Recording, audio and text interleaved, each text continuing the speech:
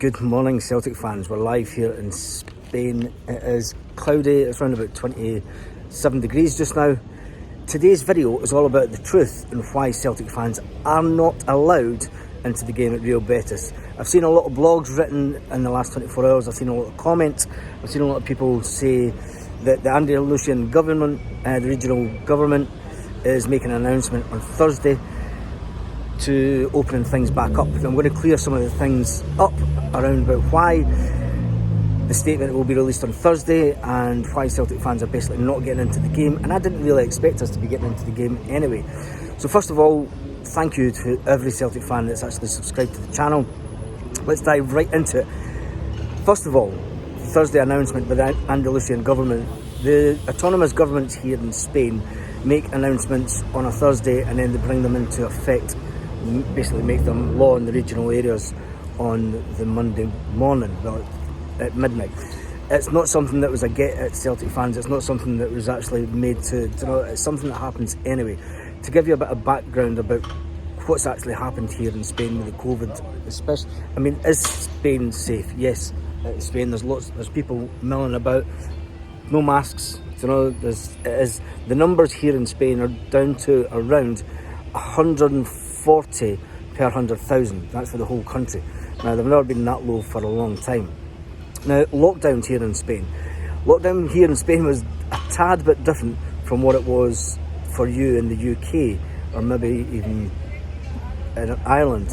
When we had a lockdown here, we couldn't leave. At one stage, the numbers were so high, we couldn't actually leave our towns. So if you could imagine, say, for instance, if you stayed in Coatbridge and you wanted to go to Airdrie, you would drive along the roads and there would be armed police stopping you.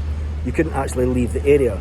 So things were a little bit different here in Spain in regards to lockdown. They have opened things up very, very slowly, and if need be, they bring in restrictions localised, something that they didn't really do to great effect back home in the UK. Now, if you look at the numbers currently in Scotland, say for an average, I will post a link to El Pais in English so you can see the actual COVID numbers from yesterday, and I'll actually post a link to the BBC to give you the COVID numbers in Scotland. Now, this is the real reason why Celtic fans weren't allowed to travel in numbers by the Andalusian government. Now, you have to remember, here in Spain, I think it's 16, 17 autonomous governments, and then the regional government, the national government, it's fucking all over the place, let's be fair. So the real reason is the numbers of COVID are that high in Scotland that they weren't basically, even if you're double vaccinated, they know here in Spain that even if you're double vaccinated, you can still catch COVID, you can still pass on COVID. So they didn't really want 5,000, 10,000 Celtic fans travelling in numbers, whether they had tickets or not, because they just don't do that here in Spain. You know, you were only allowed to meet up in groups of 10 until this week, and I think they've just changed that again this week. The restrictions are they've been really tight here. Is it safe? Yes, it's safer than anywhere else. I feel safer here than I do in the UK.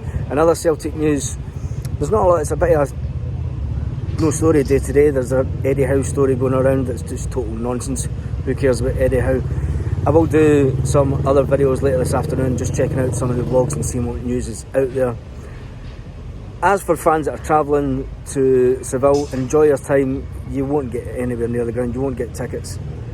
We even tried Real Betis ourselves. We got in contact, and remember, we've got people here that are fluent in Spanish.